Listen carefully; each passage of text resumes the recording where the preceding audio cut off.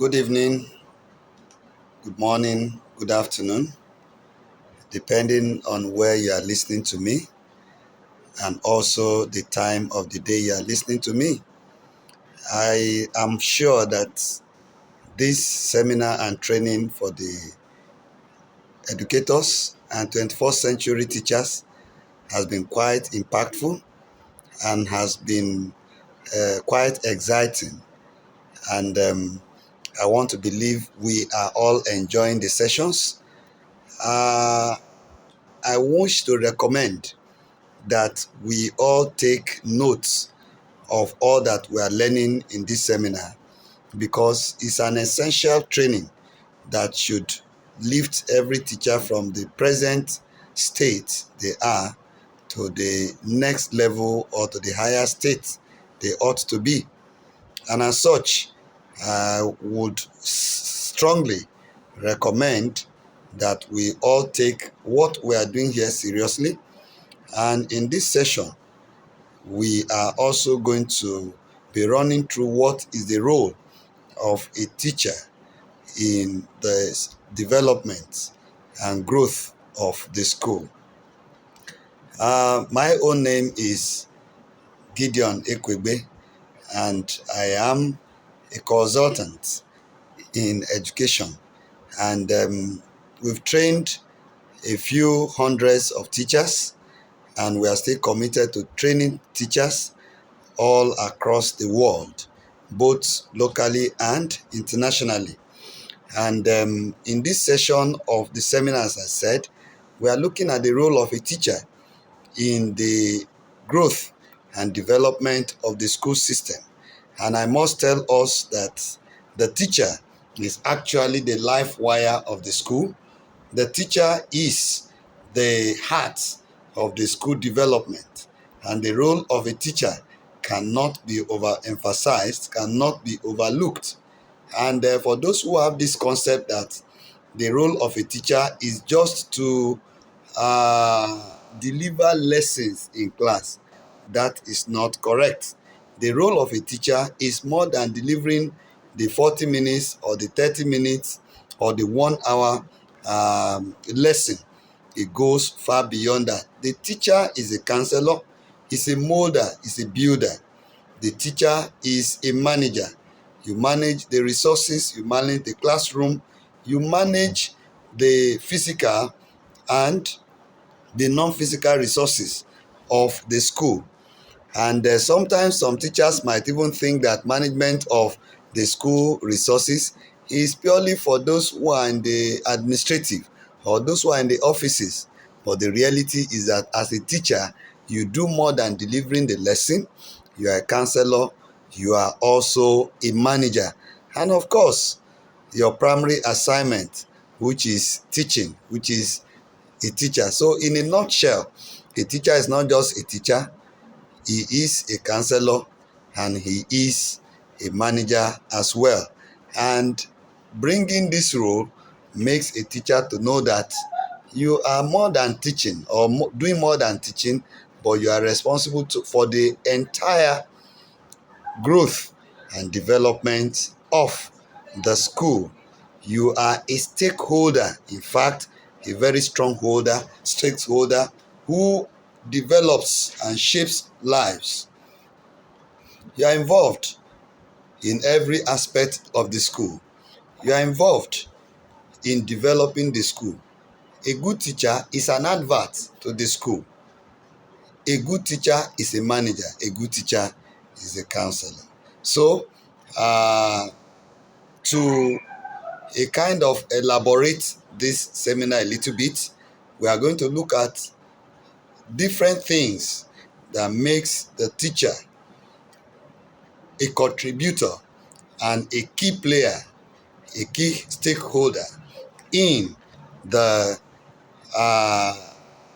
growth and development of a school. Number one is academic excellence. Academic excellence. As a teacher, your role is to teach and to deliver the curriculum. And that is what you are called to do. That's the calling, the primary calling of a teacher. And in any school where the results speaks for itself. Automatically, that school is on its way to growth. Many parents bring students to us, children to us. It's not because we just want us to discipline the children.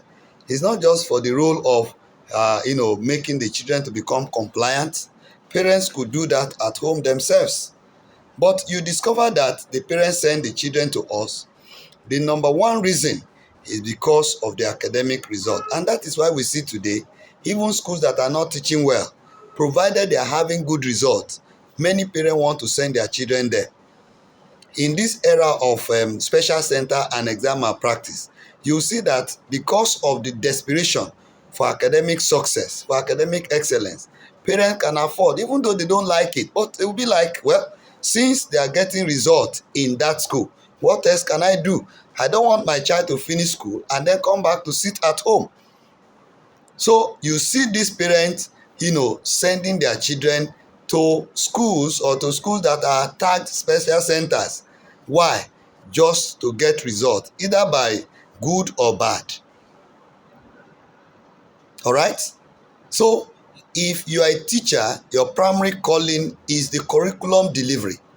And once you can deliver your curriculum effectively, both in quantity and quality, and the children can excel, automatically this will be number one key to drawing students to that school, which consequently leads to the growth and development of the school. All right? Now, the teacher teaches, the teacher carries out assessment, regular assessment. It may be formative test, it may be summative test. And when these are done, at the end of the day, you analyze your result. You don't just give tests, you don't just give exams, and then you don't analyze. You want to analyze the result to find out uh, your feedback from the students, the weak ones, the strong ones, and then you can now arrange and see how to scaffold and how to carry out remedial programs to be able to help your students improve in their academics. And obviously, when students' academic performance improves, parents are happy, and then it's a way of attraction or attracting more patronage to you as a teacher or to your school as a stakeholder. And obviously this will lead to the development of the school. The feedback you get from your students helps you to know what to do in your instructional material or in your instruction in the classroom, and what to do. Number two, aside academic excellence, is school culture and values. As teachers have said, we are role models. And so the teacher is meant to impact the culture of the school. And the question I ask, what is the culture of this your school? You know the motto of the school. You know the anthem of the school. You know the core values of the school. So as a teacher that is employed into the school, you are meant to emphasize by words and by actions the role, the culture. You have to articulate the culture of the school. That is the way you can lead the school to growth. When you buy into the core values of the school and the culture of the school, and they are promoting what the school stands for. Maybe the school stands for zero tolerance for exam malpractice. You will not be the teacher that will be leading the students into exam malpractice. If you do that, you are not promoting the culture of the school, the value of the school. Similarly, if the school believes in godliness, the school believes that part of the core values is to inculcate God-fearing attitude into the students. If you are not doing it, you are not flowing with the culture of the school. So for a teacher that meant the growth of the school and have the good of the school in mind, you must follow the school culture and the school values and emphasize them, and then mold students, culture students to imbibe those core values and the school culture you model them in the positive way, in a way that the student will be able to imbibe in its totality the culture of the school. And then in the same way, it helps also in community building, because the school does not exist alone. The school collaborates with other people in the community. So as a teacher, the value of the school is communicated. You don't teach in a particular school, then you get into the community and you are living a kind of lifestyle that the parents will be asking questions. Is this the teacher of my child? Is it the kind of teacher that teaches my child? For instance, if in the community you are a fighter, you are a troublemaker,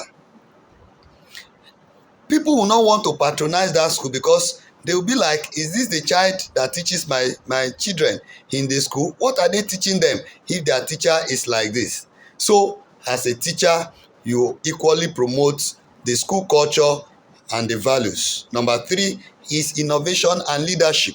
As a teacher, you are a leader, you are a role model. Adopting new methods in your teaching will make the school to be promoted. If the children go home, they will tell their parents, we did this thing in the school, oh, something new, and then they share with the parents. That is where you captivate and capture the minds of people in the community, and then you bring in patronage to your school, therefore leading to the growth of that your school. Number 4 is student support program and well-being. When children have challenges, can they easily run to you? And that is why, as I earlier said, you do more than delivering the curriculum. You are a caregiver. All right? So as a teacher, you must seek for the welfare of your children.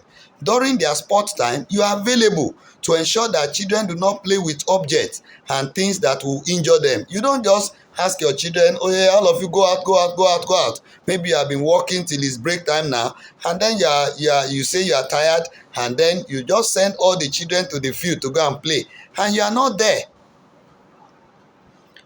If the children get injured today, get injured tomorrow, the parents will not be happy. The parents will complain, and as a result, you will be having challenges in the school. They say that school, they don't care about the children, and if you do that, you will start losing patronage, and before you know it, the school population will be going down. But in a school where they see to the overall well-being of the children, you will see that parents will say, that school, in fact, if the child your child get there, they take care of that child. Is it the time the child will eat? Is it the time the child will play? Is it the time the child will do this? These are ways a teacher can support the growth of a school. During break time, some of our children bring their meals from home. Are you a teacher that care to ensure that every child take their food at the right time? Or you are the teacher that don't care? The children bring the food, and then they take it back home like that, and then day 1, day 2, day 3, the parents are wondering, is there no teacher? What is their class teacher doing?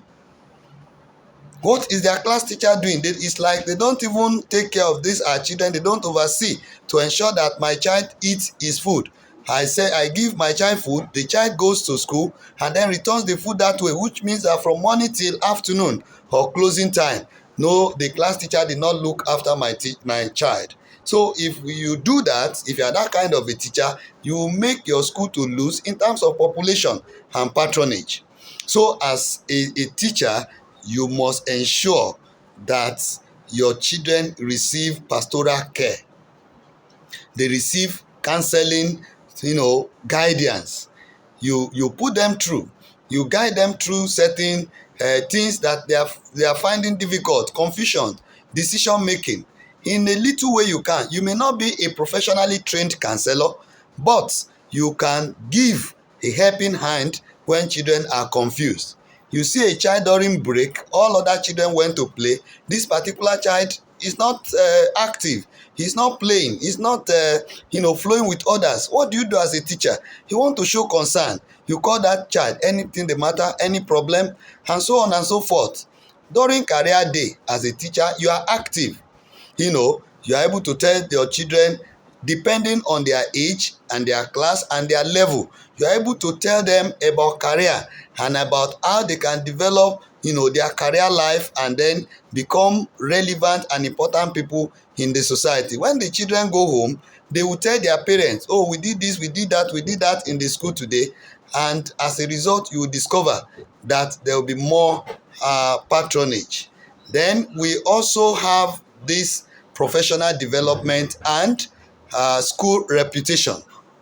Now, I'm already rounding off, but I want to mention that it is very important that a teacher engages in professional development. The teaching profession is not static. In fact, learning is not static. Growth begins from when we are born.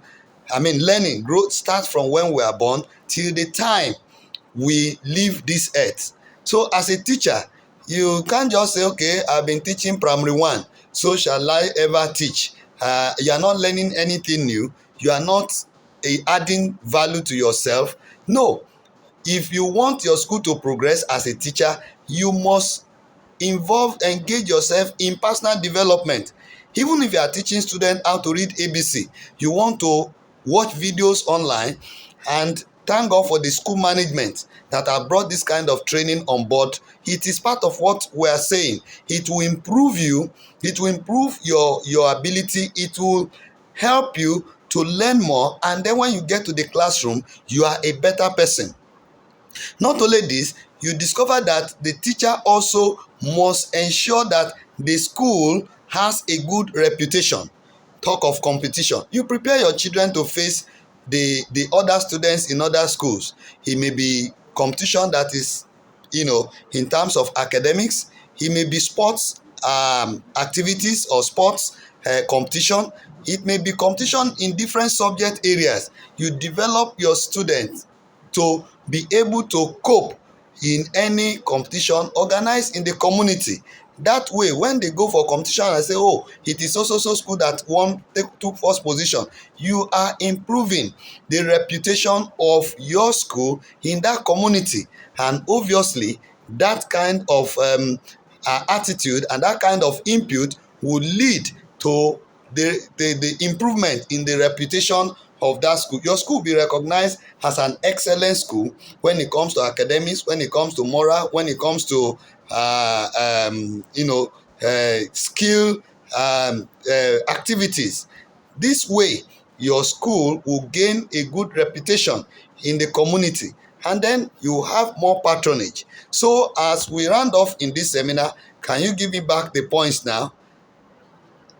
Number one, I talked about academic excellence. You can't do without it for any school that want to have excellent and fast growth. You must work on the academic life of the students to excel. Number two, I've talked about the school culture and values. You must promote the culture of your school. All right. Then number three, we have talked about innovation and leadership. That is, you are adopting new methods in your teaching. You are, adopting new things. What will make the children to learn? Technology is everywhere. You go into inculcating technology, AI, into your classroom. No matter the age you are teaching, all of these things are online. You could Google them, you could go to YouTube and then bring some of this innovation to make your teaching and your classroom interesting. If you are teaching nursery, go and see how they count numbers 1 to 20, 1 to 30 with songs, with different rhymes and so on and so forth. If you are teaching upper classes of primary or even secondary, you have a lot of resources online that you can add to make innovations, with your teaching. And then you are also a leader. You are bringing new things into your classroom, to your school. And then the student support program and well-being. You monitor your children to ensure that their well-being is catered for.